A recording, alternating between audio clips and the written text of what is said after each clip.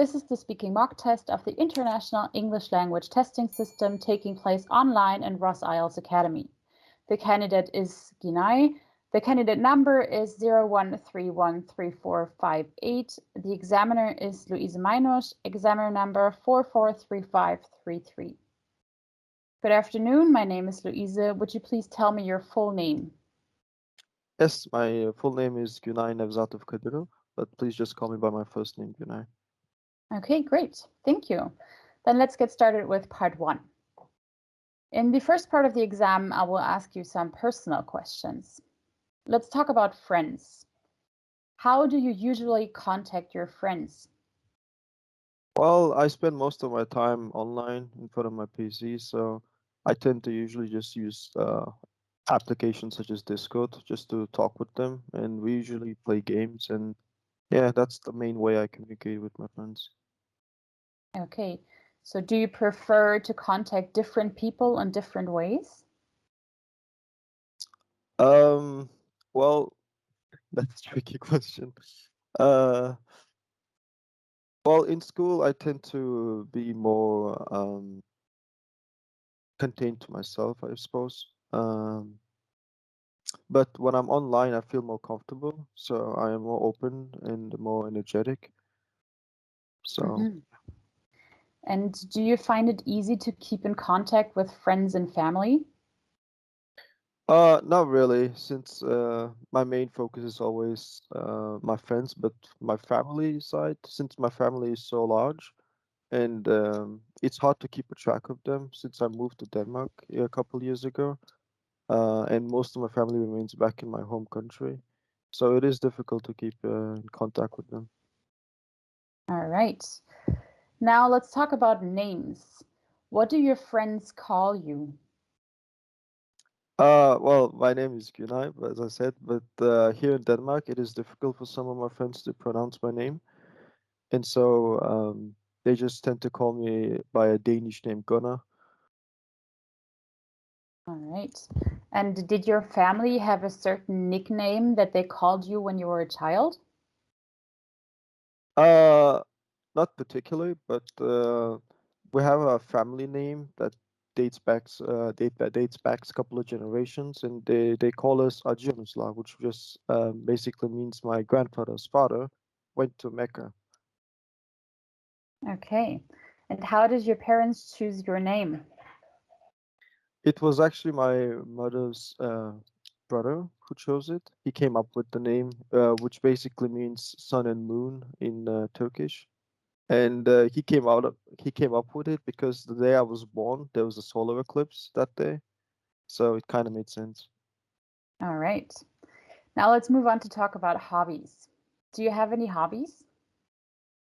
I have 2 hobbies, maybe 3. So the first one being I tend to play a lot of video games on my PC. I really enjoy doing that. It's a really something refreshing that I like doing throughout the day, and it's very relaxing. And my second hobby is working out. I like being outside. Sometimes I go to the gym and so on. And I also do like going out for hunting. I have a hunting license that I got a couple of years ago. So Okay. And what free time activities would you like to try in the future? I would like to start playing football again. I used to play football a couple of years back, and I would like to get back into it again. I was decent at it. I mean, I played for a team in my high school back a couple of years back. So, yeah. Okay, thank you.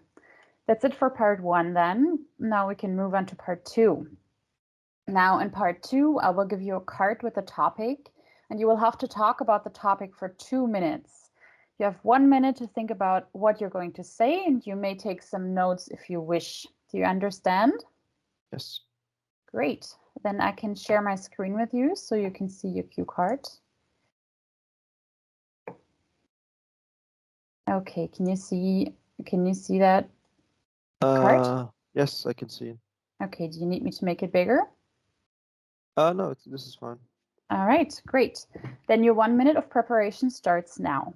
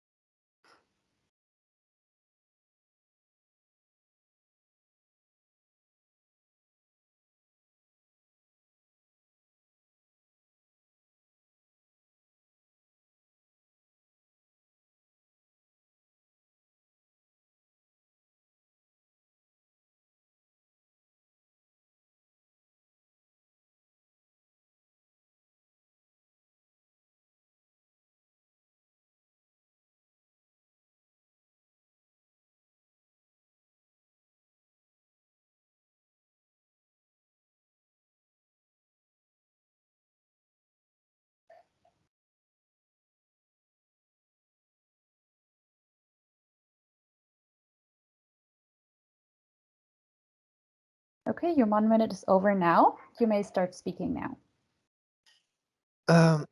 So I would like to talk about my best friend.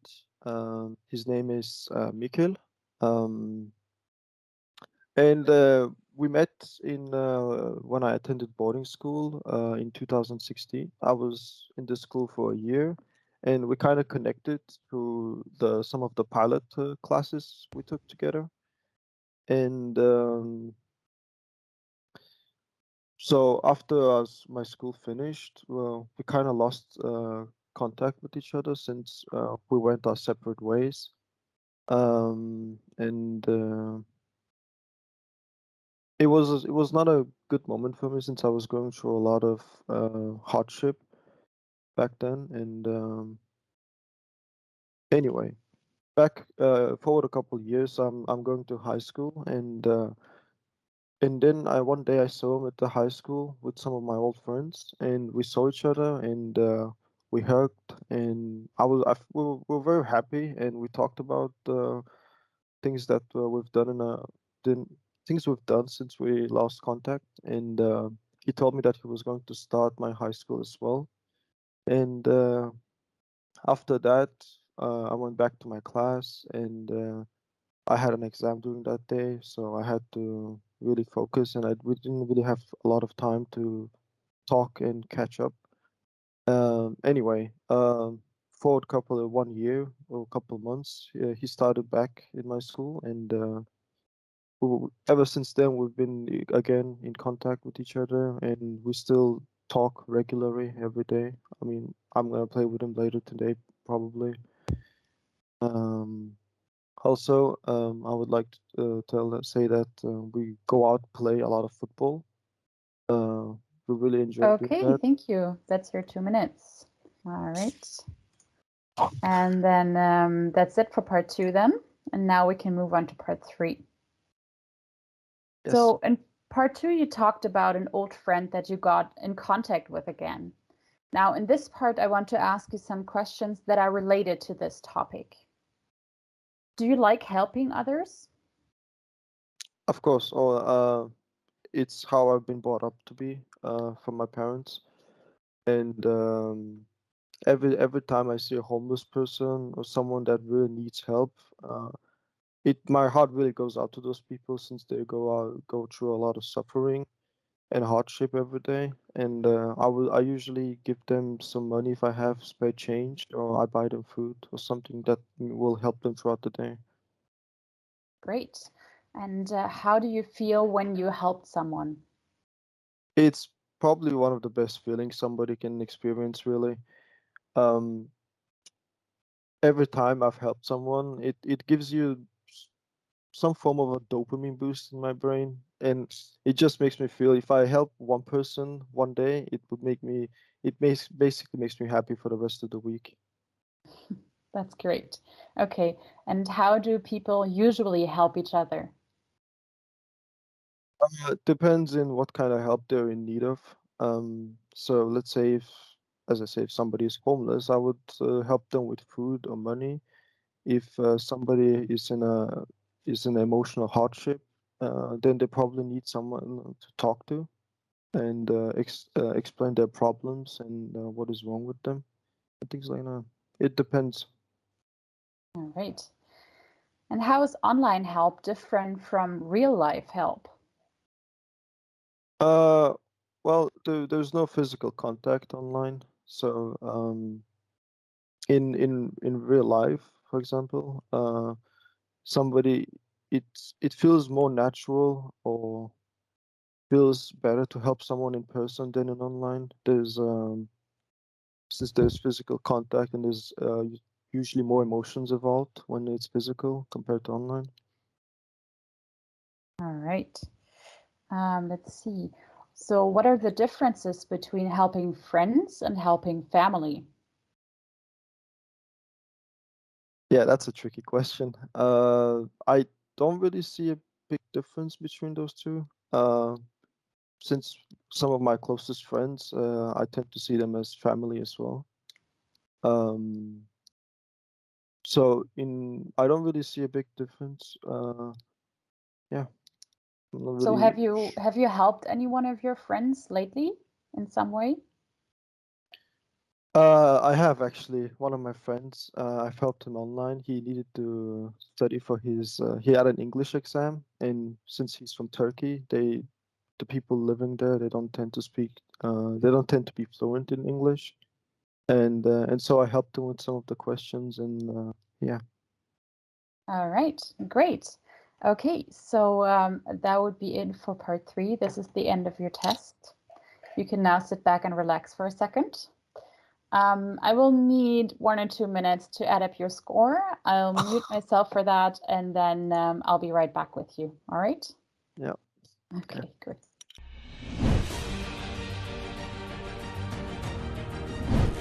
Speaking course. This course is made up of 5 offline speaking videos in which you will learn all the necessary tips and techniques to take the IELTS speaking test with a high score. Tell me about your family. Do you like... In addition to that, you will have access to useful grammar and vocabulary resources. Once you finish your course, you will have 1 online mock test of speaking, along with comprehensive feedback under the same exam conditions. Interesting question. A very Join us to become our next successful candidate. All right. So we're good to go now. But before I dive into your feedback, what do you think of your own performance? Terrible. Really? Yeah, I think it was because I get really nervous in these situations for some reason. So, Oh yeah, I understand that, but that's especially in normal. part 2. Yeah. Okay, so let's see how you did then.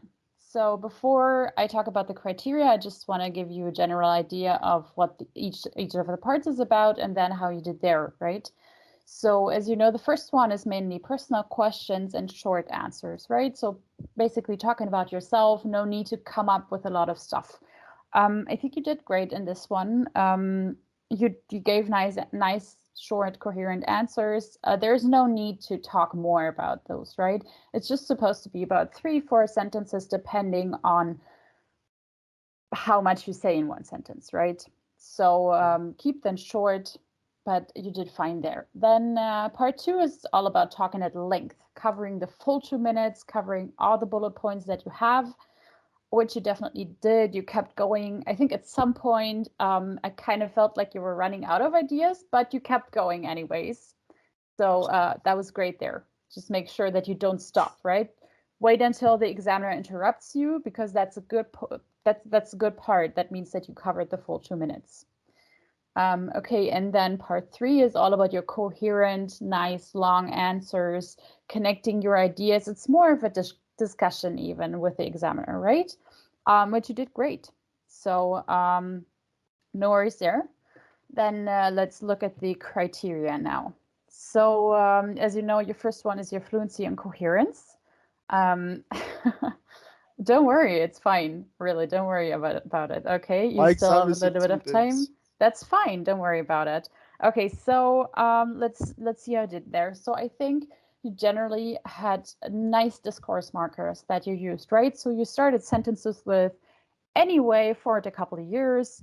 You used different connectives like also and but because, and then you had some advanced ones in there. You also, which I really liked, when you didn't know what to answer to a question, you said things like, wow, that's a tricky question. I mean, that's kind of what a lot of people do, but that definitely helps you to look for ideas, right? If you don't know what to say, buy time. You can say like, I've never thought about that, but now that I do, I would have to say something like that. That buys you time to think about what you're going to say. So definitely keep it there. Your answers were natural, so that's a good thing. You had a little bit of hesitation here and there, but I think it was mostly because you were looking for things to say. It was not really language related, it was more content related. Great. So that puts you at an 8 for today for fluency, I would say. And then moving on to your lexical resource. You had a lot of collocations that you used. That was amazing. Like your vocabulary was really good. You had some, for example, you said it's hard to keep track of them, or they tend to, I don't know what it was, they tend to do something, right? So that definitely did sound like you were able to use your range of vocabulary flexibly, but very precise, right? You were definitely able to say exactly what you're trying to say. The only thing that I would say here is that you should maybe try to paraphrase a little bit more, right? Find synonyms, because when I asked my questions, you sometimes just repeated what I was saying. I mean, you definitely understood what I was saying, but maybe try to find synonyms for these words. I'm sure you do have the vocabulary to do so. So use that. Try to paraphrase and not repeat what I'm saying, right? That's why I would give you 7 today for lexical resource, but I'm sure that if you try to paraphrase a little bit more, that would definitely get you a high score there, okay? And then going over to your grammar, honestly, there is not a lot that I would say, because I think you have it really on point there. So your tenses, I think you were sometimes a little bit insecure about your tenses, but you generally got them right. Especially in part 2, you know, when there are questions like that, when you're supposed to talk about an event that happened in the past or something, make sure you stick to the tense that you're using. That's the most important part. Don't change to the present tense. That does happen sometimes, I'm just telling you.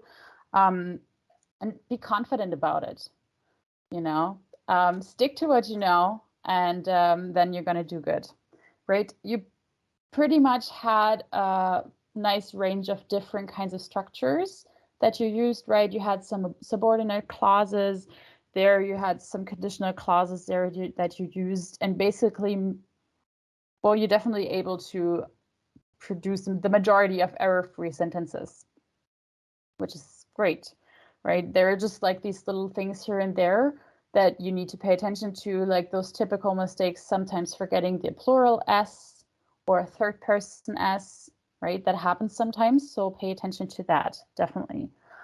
Other than that, I think your structures were good. Nothing to worry about there. So that I would give you an 8 for your grammar today. And then moving on to your pronunciation, you do sound very natural. You do sound conversational when you're talking. It doesn't feel like you're having trouble to pronounce anything. So you're definitely easy to understand throughout. The only thing that I would say that you kind of sound a little bit monotone here and there, right? So try to bring up a little bit more ups and downs in there. Maybe it's because you're nervous. I understand that, definitely, but pay a little bit more attention to that. I'm pretty sure you do know how to do that, or you can try, I don't know, there's always, for example, this mirroring method where you can just listen to something in English and then repeat exactly what they're saying and try to imitate the intonation there, and then you can kind of adapt to that, right? And also, I think in this case, it would help if, you know, just speak up a little bit, be more confident, because you know what you're doing, so you can be confident about it, and I think that shows in your voice as well. I don't know.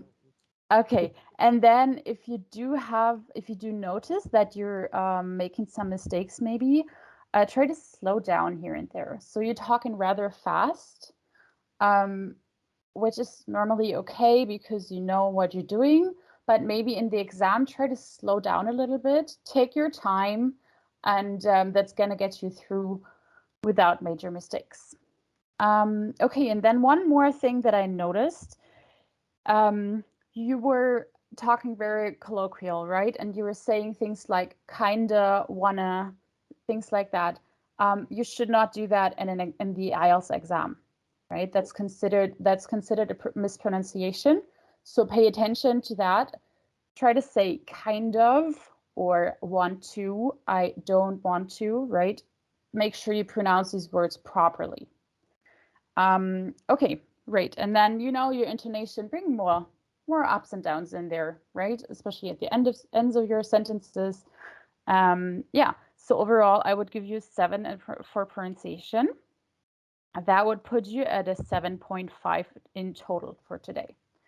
I mean, your exam is in 2 days, so that's not a lot of time. But if you polish up your little things here and there, I think you can get to 7.5 easily, right? Yeah, so that's that. Do you have any questions? Is there any way I can get help on the listening part? For some reason, I struggle with that as well. I mean, you can always contact the academy. You should have the contact there, and you can contact the academy, and then they can help you with those struggles that you have there. Is that okay? Yeah. Okay, great. Is there anything else I can help you with? No, this is okay. You kind of have a look of disbelief, so I just want to make sure that you understood everything. yeah, correctly. I am in disbelief. I don't know how I got a 6 on my last exam. So when was that? Is that long It was ago? 1.5 weeks ago, maybe 2 weeks. Oh, okay. All right. I do believe that you should be rated higher. So, yeah, because I think you did great on your. I wasn't really prepared, and I didn't know what I was doing. I even got annoyed at the examiner. Why is he asking me these ridiculous questions that I have no answers to? Yes, I mean, you I was should. giving short answers. Yeah, you should prepare for the structure of IELTS, right? Because it's a specific structure that you're following. So you should definitely be sure that you know what exactly to do and which part, right? And what they're paying attention to. Okay, you can also, there are a lot of videos from the Academy on the website and on YouTube and stuff. So you can watch those videos where they give nice hints about the speaking test and what are specific IELTS things in the exam, right? That the examiners pay attention to. Okay, great. So in the end, I just want to ask you if you are maybe okay with us uploading the whole video to our social media pages. Yeah, sure. Okay, great. Okay, then if there's nothing else, we can say goodbye for today. Okay, thank you. You're welcome. Have a nice day. You too. Bye. Thanks. Bye-bye.